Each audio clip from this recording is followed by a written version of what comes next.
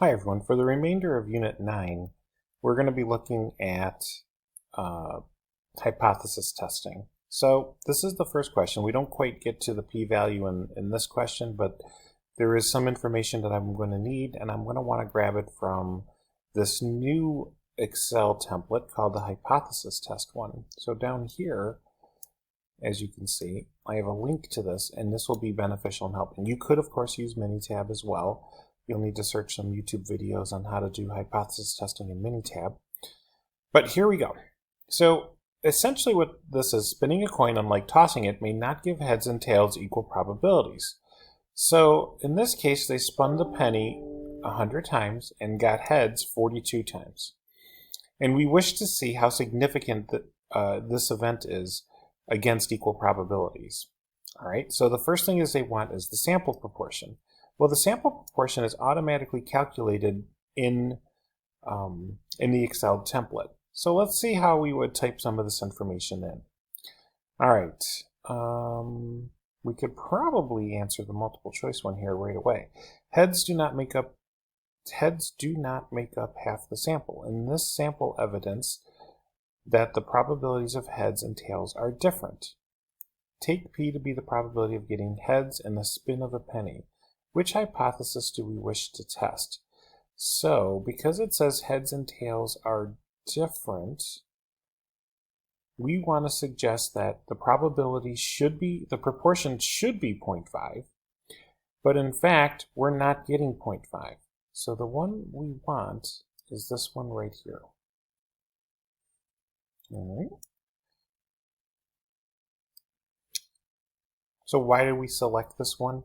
Because of the keyword different. We didn't say more or less. We basically said that they're different than equal odds. And that's why we would pick this one as our answer choice. All right, so let's open up the template. Be careful that you're using the right one. Let me show you. The confidence interval one looks like this. The hypothesis test one looks very similar.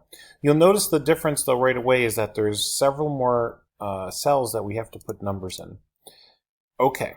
So let's put in the information we need for this question. We're going to leave alpha blank, usually that is 5%, but for this question, since we're not comparing the p-value against some significance level, we just need successes, we just need the next 4.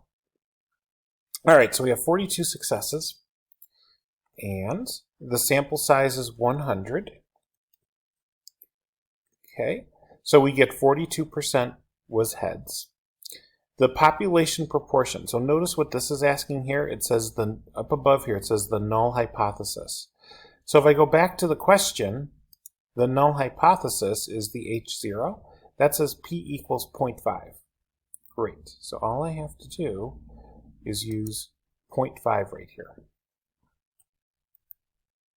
Okay, for the next question, or for the next part, we need to figure out what direction it's going to be.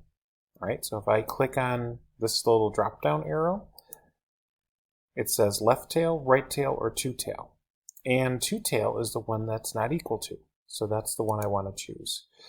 Okay, so right now it's saying fail to reject, but we don't have anything typed in for the significance level, so we really are comparing this p-value against nothing. But that's irrelevant for this question. We'll be using that for a question later on. All right, so what information do I need to gather from this page? The first thing I need to look at is this part A. It says, what is the sample proportion of heads? So I have to write that as 0.420. So let me change back to my pen.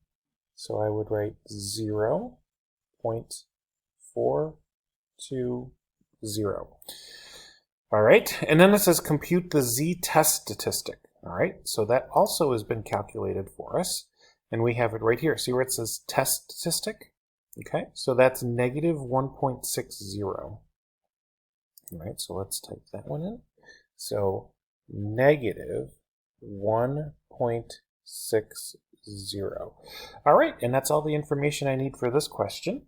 Don't forget to select this as your answer choice, and you're good to go. And the next couple questions will be similar to this. All right, good luck.